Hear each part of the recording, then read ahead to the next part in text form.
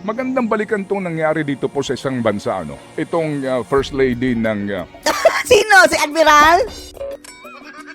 Si Admiral? dating First Lady ng Malaysia.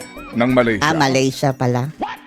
Kala natin si Kukak, mga kababayan. Si Okay. Rosma. Bigla tayong nabuhay. Nasaan na pala si Admiral, mga kababayan? Nag-high toast daw. High toast yung mukha mo. Wala na, walang balita, mga kababayan, ano? Anong nangyari? Anyari, Admiral? Opo. Itong dating First Pagkatapos na mga kababayan, sumabit doon sa issue ni Paulo Tantoco, biglang na parang nasungal-ngalan itong bunganga ni Admiral at nawala sa limelight. Lady. Nakakulong ngayon ito.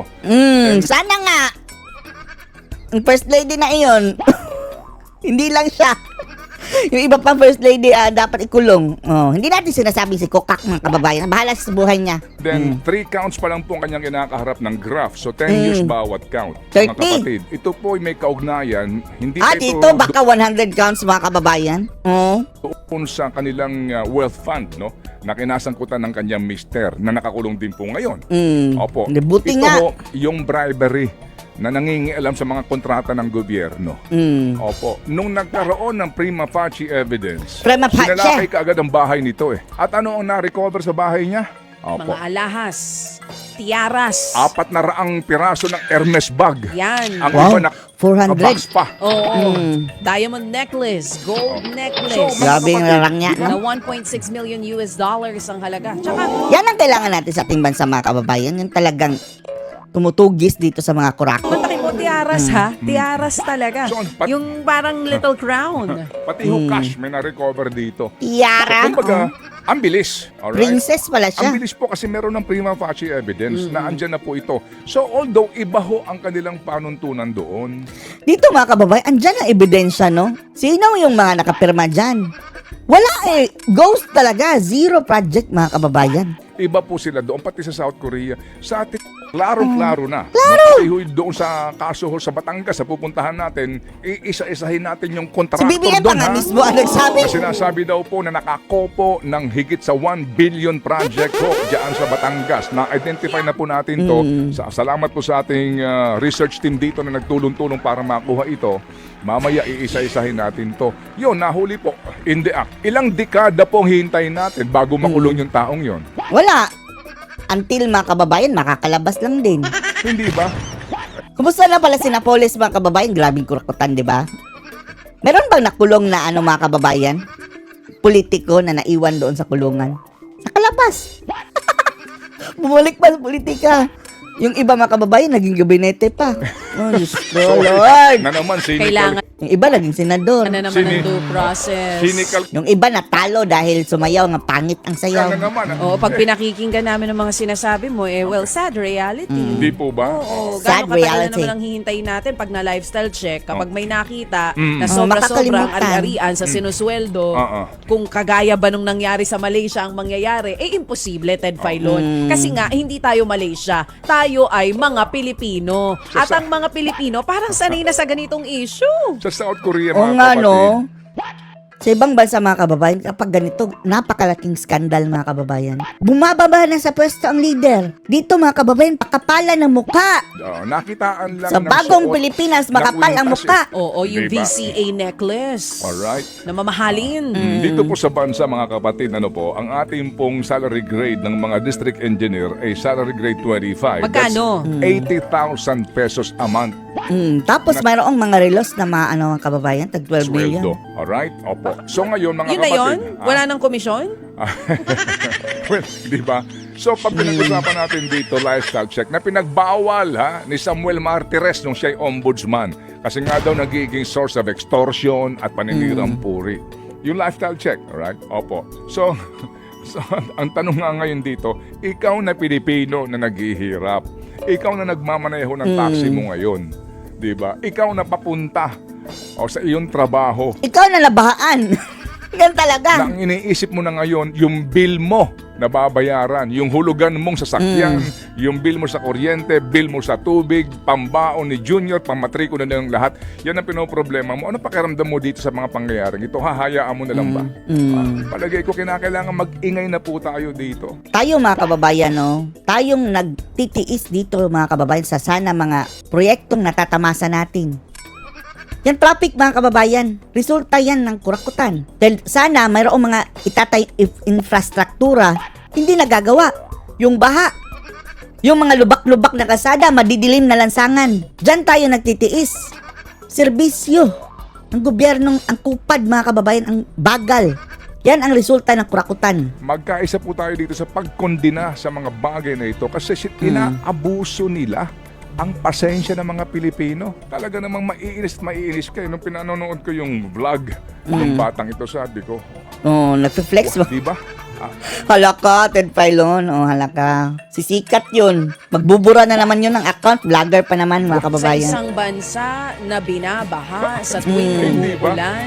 Anak ng kontratista. May mga ganun ng buhay na may kaugnayan sa mga halal ng bayan. Yung pong mag-asawa kahapon na nakausap natin, 4,000 pesos, umiiyak na po si nanay. Sa sobrang pasalamat sa 4,000 pesos. Hindi po ba? Malaking Oo, bagay na hindi na. ho nila kikitain, na napakahirap nga daw ho ng buhay. Yung mga kontratista, mga kababayan, per second ang pera nila. Per second. Bawat segundo, 1,000, 2,000, 10,000 siguro pumapasok sa kanilang bangko. Tapos may ganito mga tao. Hindi po ba, mga kapatid? At nagyayabang pa sila eh. At yung nga po, Okay lang sana, no? Kung talagang malinis ang paraanan, mga kababayan. Mayroong negosyo na malinis mga kababayan, malinis ang serbisyo, maganda ang mga gawa. Dito nandalaya. Riho natin dito. O, sa lower house, hindi pa nga po nagsisimula ang investigasyon. Cleared na yung mga congressman eh. Oh. Hindi po ba mga kapatid? Ewan ko na lamang ha. Ay, nako. Pareho Lower tayo. house, cleared na. Nung narinig ko, Lutang dun Ginimes. sa Kongreso, sabi ko, akala ko mag-iimbestiga kayo. Pero bakit parang tila naging abogado kayo ng mga kapwa ninyo? Okay. No, ang investigasyon nila mga kababayan parang pagtatanggol sa kanilang mga sarili. Boss namin dito, Nagalit pa madaling yung ilan. Huwag niyo natin, paano naman kami mahusay? Pero palang gising na, bakit? Mahusay, sila, magpupulong, Kabalantugan. Bakit? Kinakailangan po magtulong-tulong para po, sa kikitain ng bawat isa sa himpilan na ito, ng istasyon, mga kapatid. How to operate this one. Ang hirap kayang kumita ng pera, mga kapatid. Di ba? Mahirap kumita pag patas. Oo, pero pagka siguro sa DPWH ka, try mo. Anyway, Ang dami nang gusto maging contractor ngayon eh. How to be a contractor na daw. iba nga ang kahulugan Naging na ng katatawanan na lang. DPWH. Ayoko naman pong lahatin sila, di ba? Kahapon, iba na ang kahulugan ng COA, tas ngayon, iba na rin ang DPWH. Ayoko pong sabihin dito kasi nga masakit pakinggan. Sabi nga nila, hindi ho naman daw lahat. Dito pare, walang Ano ba, honest. naniniwala tayo doon. Kung hindi ho naman lahat, edi lumantad kayo. Daming pera, walang hirap. Opo. Lumantad yung malilinis. Opo. Anyway, sige. So, sorry ha. At ang aga-aga ha. Ikaw girl ha. Ang aga-aga, pinagpapawisan ako tuloy dito. O sige, magpaypay ka muna dyan. Pero relate na relate sa mga kapatid natin Wow, anthem yan ng mga dilawan ng na pinakanta. nakatraffic ngayon sa EDSA. Ay nako, opo, kahapon sa interpellation ha, sabi nga ni Senator Ping Lacson po doon eh. Ito nga kasi malungkot dito kasi kahit na po kayo ay minimum wage earner, wala ka talagang binabayaran na income tax. Sa bawat punta mo sa grocery at bibili ka, Oh, wala kang takas mga kababayan, 12%. bibili ka ng iyong Jollibee. noodles, bibili ka ng iyong gamit sa bahay mo, lahat may Tapos kung bibili ka pa sa retail mga kababayan, binayaran mo na rin. Dahil binili nila yun sa grocery din. May tubo na yan sa iyo. 12% VAT. May VAT Walang takas lahat. talaga, Kulang mga na lang kababayan. panihangin, lagyan natin ng VAT. Opo. Kasi lahat ng binibili natin kahit Oxygen. Kapag andun ka nakaratay sa ospital, oxygen mo, may VAT yan. ganyang kapiranggot na candy, may VAT. Oh, mayroon. Hindi ho sa kung ano pa man, pero Pati ito ho ang sana ay kaya maka- nagmahal ang mga online shopping mga kababayan. Shopee, Lazada, pati Foodpanda, Grab, nilagyan ng VAT. Oh, bago lang ni Recto, Pagising- under the BBM. po sa ating damdamin na magtulong-tulong po tayo sa pagkondina. Magtulong-tulong po tayo, sa pagiging mapanuri, pati po sa mga gawi nitong nagsasabing sila daw At least naka-move on ka na sa impeachment, no? Ted Filon, buti naman. Sumama ang loob natin dito kay Ted Filon, mga kababayan, dahil, grabe, yung impeachment ni Sara. Pero at least ngayon, yan ang totoong problema, Filon. Good job sa'yo, good job. Bayan. Sa nakikita ko kay Pangulong Marcos, talagang napakabagal po at parang palabas lang ang ginagawa. Malabas lang talaga. Kung hindi yun palabas, kailan pa yun? 2 weeks ago, mga kababayan, dapat mayroon nang nahuli ngayon. Ghost Project, ha? Wala pang nahuhuli, mga kababayan. Kung talagang seryoso po ang 2 ating weeks na. Pangulo, nananawagan po kami sa kanya. Appoint the independent commission right now. Attorney, ulitin ko lang po yung tanong na naudlot po yung inyong sagot kanina, yung kahalagahan po na dapat hindi magpalihis sa tunay na issue ang taong bayan, lalo na dito sa kontrobersyal na flood control projects po, Attorney. At sabi ni VP Sara, no, hindi lang talaga flood control project ang mayroong mga focus mga kababayan, kundi lahat ng proyekto ng gobyerno. At ang common dyan, mga kababayan, yung mga kongresista. Basta mayroong hands ang kongresista, mga kababayan, mayroong kurakutan. Ay, opo. Katulad po ng nabalita ninyo, eto nga pong BIR is now in on the action at iniimbestigahan daw yung mga kontratista. Good. Follow the money. Ngunit, imbestigahan din po natin Yung talagang kanilang obra, mga kababayan, yung kanilang proyekto, yun ang imbestigahan kung nasa kalidad ba. yung mga DPWH officials. Imbestigahan din po natin yung kanilang mga lifestyle. Pati yung mga congressmen, Kontratista. mga opisyal ng Kongresista. House of Representatives na biglang lumobo. Yung SALN. At ang daming mga sasakyan. Nagpe-flex pa mga yaman, mga kababayan. Pinopost pa nga sa social media, ang daming mga designer bags. Tignan po natin kung yung kanilang lifestyle Travel. ay suportado ng kanilang sweldo bilang mga miyembro ng House of Representatives. Yun pa lang, yan mga kababayan na nagpe-flex, yun lang mga bobo pa lang yan, ha. Paano na yung mga dyan na mga kababayan, mga genius type na ng mga kurakot? Hindi yan nagpe-flex. Alam nila, mga kababayan, masisilip sila. So paano yun? Paano yung mga genius na kawatan, mga kababayan, na hindi dinideclare sa SALN, andun sa kanilang, ewan na natin kung saan inilagay. Ang dami pa rin, mga kababayan. Yung nakikita natin dyan na nagpe-flex, dumi pa lang yan sa kuko. Dun sa talagang totoong kurakutan, mga kababayan. Yung sweldo ng mga empleyado ng DPWH. At nagtataka pa po ako, Sir Jade, Sir Admar, bakit walang Admar! nasususpinde? Wala pa rin. Si Bonoan, motu proprio andyan from pa rin the si Bonoan. President. Kung ako may presidente, sususpindin ko na yung DPWH secretary ko sapagkat he is on top of the situation. Kaya nga. Kung hindi pa nabulgar yung flood control, kung hindi pa bumaha ng bumaha, hindi pa mabubuking. Anong Booking ang ginagawa dating. ng sekretary mo? At anong magagawa nung galit niya? Kung hindi siya nagpabaya, mga kababayan, malamang kasabwat din. Yung pag-bisita Dalawa lang yan kapabayaan o kasabwat talaga. niya sa mga flood Ano ka, Bonoan? Either way, umalis ka dyan sa pwesto control mo. projects. Pati ka na Puro BBM. pakitang tao lang, puro palabas lang. Pakitang mga Only for unggoy. optics, moro-moro lang yon. Tsaka, Attorney, bakit kaya mabilis sila doon sa mga pangalan na inilalabas po nila, yung mga nakapangalan yung resibo doon sa confidential fund ng Pangalawang ngayon, Pangulo, walang pangalan pero mailabas. napakabagal naman na mabangkit sino yung involved na mga politiko dito sa controversial na flood control projects. Nakuryente sila, no? Nakuryente sila, mga kababayan, na karma. Opo, tama po yun. Bakit yun lang ang ginagawa nila? When alam naman po ng lahat na ang daming mga nandyan po House of Representatives na maaring sangkot dito. Naglabas sila ng 15 contractors. Ba't ayaw nilang sabihin kung... Pero, hundreds and contractors, mga kababayan. 15 yan lang yun, top 15. sa likuran ng mga contractors na yon, sa mga kumpanyang yon, ay may involvement ang mga miyembro ng House of Paano Representatives. na yung sabi ni Lacson na 67? Yun po ang aking kinakataka. At isa pa po, yung mga maiingay sa Senado, na napakabilis tumayo kapag ang issue daw ay accountability, transparency. Bakit wala tayong naririnig sa kanila? Selective ba ang Selective. kanilang panawagan sa transparency at accountability? So yun po ang pinagtataka ko kasamang Jade, kasamang Admar. Tsaka attorney,